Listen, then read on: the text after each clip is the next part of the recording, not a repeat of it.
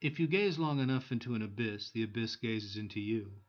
Nietzsche's famous words suggest more than a simple reflection of emptiness. They imply that when you peer into the abyss or the void, you're not just looking at it, you're engaging with it. You are, consciously or not, inviting it to interact with you, to show you what lies within. But what you might not realize is that the void has something to say in return. When you stare into the abyss, you're questioning it. What are you? Why do you exist? But the void reflects these questions onto you in return, forcing you to confront not only its nature, but your own.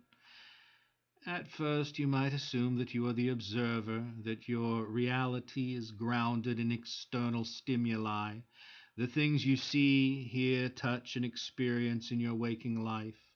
Your mind, trained by years of habit and learning, constructs a solid sense of self from these inputs. Yet this is only an illusion. In reality, your sense of self is a series of programmed responses, a carefully woven tapestry of beliefs, assumptions, and learned reactions. These constructs, the things that you think you know, are designed to help you navigate life. However, they are fragile and arbitrary. They may feel like bedrock truths, but they are no more than shadows on the wall of Plato's cave. The void forces you to see that these beliefs, these certainties you hold on to, are just illusions, a comforting mirage that hides the emptiness beneath.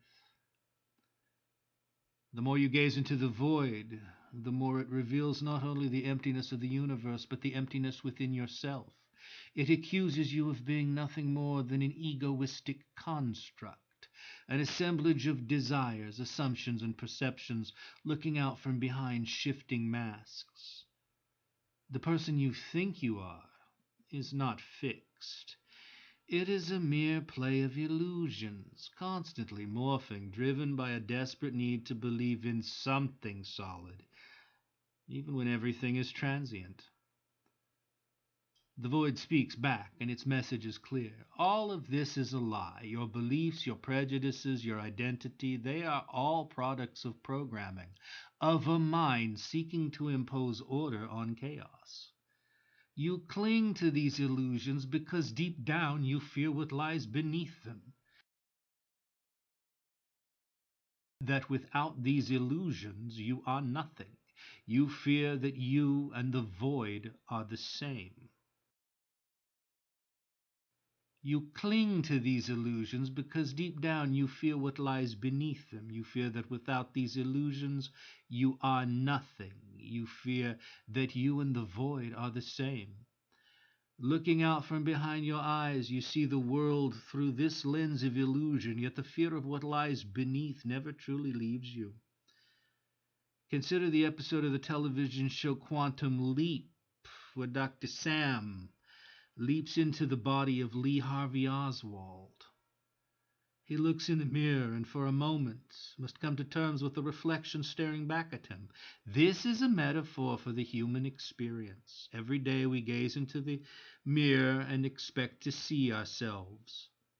But what happens when the reflection is unfamiliar, when the mask of identity slips and we see something or someone we weren't expecting?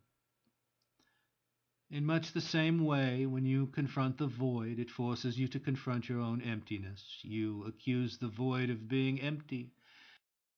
You accuse the void of being empty, but it turns the accusation on you. Aren't you the hollow one? Aren't you the one who is constructed from shifting, fragile beliefs, clinging to meaning in a meaningless world? It is a chilling thought, and the fear that rises from this confrontation is not the fear of death, but the fear of meaninglessness, the fear that behind your identity there is nothing but the abyss.